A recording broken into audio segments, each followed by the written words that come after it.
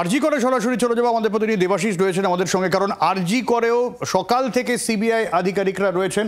আমি দেবব্রত কাছে সরাসরি চলে যাব। এই মুহূর্তের আপডেট কি দেবব্রত আরজি কর থেকে?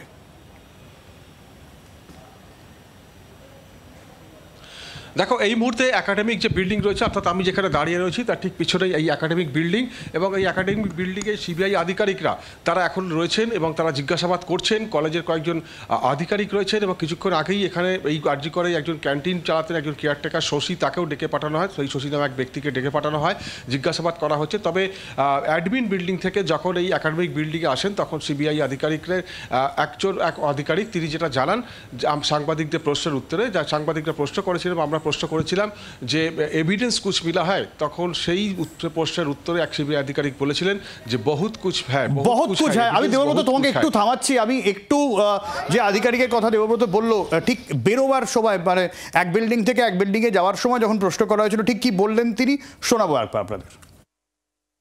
सर क्या क्या चीज की आपने काम करने दो, बाद में बता दीजिएगा। कुछ कॉन्क्रीट एविडेंस है? बहुत कुछ है सर क्या क्या चीज की आपने काम करने दो, बाद में बता कुछ दीजिएगा। कॉन्क्रीट एविडेंस है? बहुत कुछ है।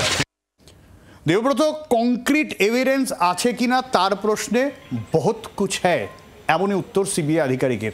কোন দিকে ইঙ্গিত দিতে চাইলেন তিনি?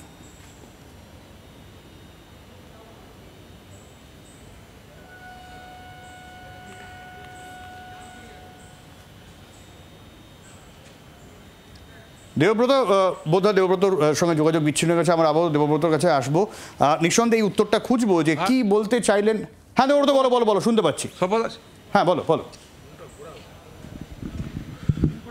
দেখো সব্যসাচী, আমরা যেটুকু জানতে পারছি সূত্র মারফত যে সিবিআই আধিকারিকরা আজকে সকাল থেকেই যেখানে প্রায় দীর্ঘ 10 ঘন্টা অতিক্রান্ত হয়ে গেছে তারা তদন্ত করছেন এবং জিজ্ঞাসাবাদ করছেন বিভিন্ন এখানে যে আরজি কর হাসপাতালের মধ্যে একাডেমিক বিল্ডিং, অ্যাডমিট বিল্ডিং এবং প্ল্যাটিনাম জুবিলি বিল্ডিং, পাশাপাশি স্টোর রুম, সেখানে সমস্ত জায়গায় তারা যান।